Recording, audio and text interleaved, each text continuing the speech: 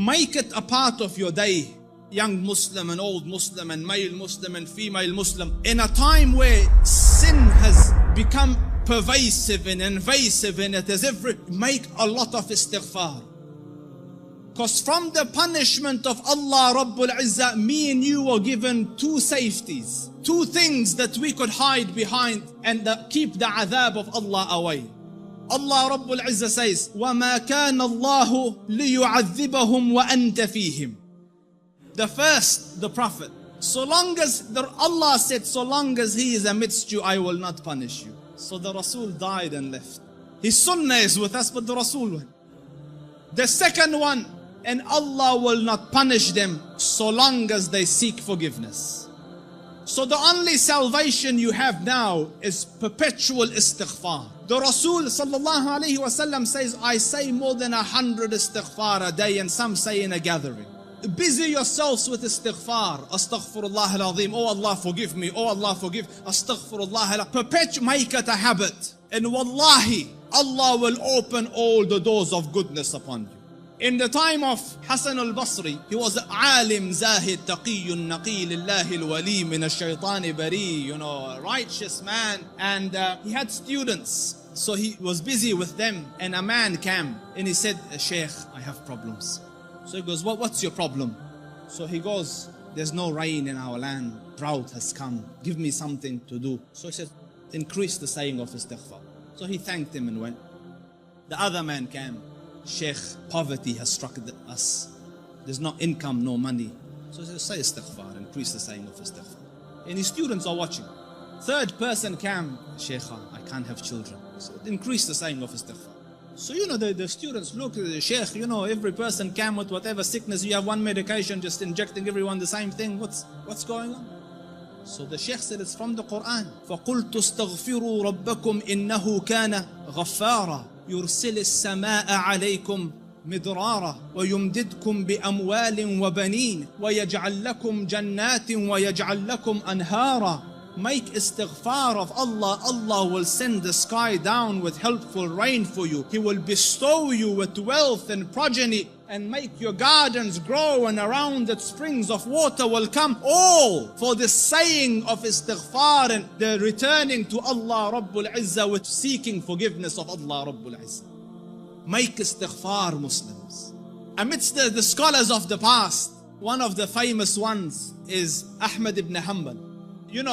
They call him the Imam of Ahlul Sunnah. And such a giant of an Imam, some of the people in his madhab say that no one served the religion after Abu Bakr radiallahu anhu more than Ahmad ibn Hanbal. Because just in the days of Mihna, for years he took imprisonment and house arrest, but he would not budge on his stance on the deen.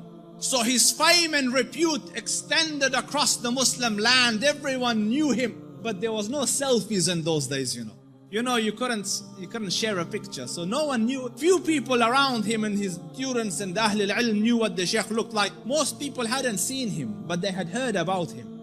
So Imam Ahmad went on a travel from his city to another city.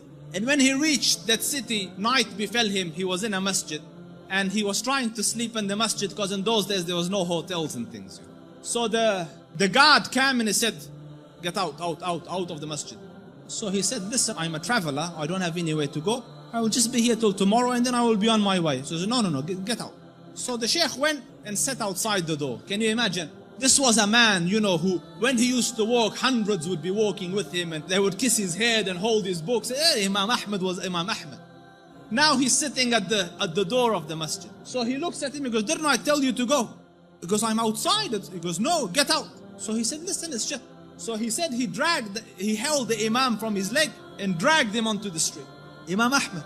And the Shaykh, subhanallah, And when he's landed in the middle of the road, across the road was a baker, the one that makes bread. So the baker saw him and he goes, listen, he sees in him signs of piety and taqwa. So he goes, come here and sleep in my bakery, and I'm making the dough all night and fixing the bread, because people will come at Fajr to buy, but you sleep here as I'm doing my work. So the Imam thanked him and went and lied down, but he's watching him, that every time he makes the dough, he says, Astaghfirullah, Astaghfirullah, Astaghfirullah. And as he's making Astaghfirullah, Astaghfirullah. So all night he saw this man, Istighfar, Istighfar, Istighfar. So He went to him, he goes, for how long have you been on this practice? For how long have you been practicing this? So he said, for a long time now. So he said, for how long? He said, for a long time. So he goes, have you seen any benefits? Because no one can be so consistent and perpetual on dhikr and on istighfar and Allah not grant him some favor. So he goes, I've realized that whatever dua I ask, Allah grants me, except for one dua that he hasn't accepted. So he said, what dua was this?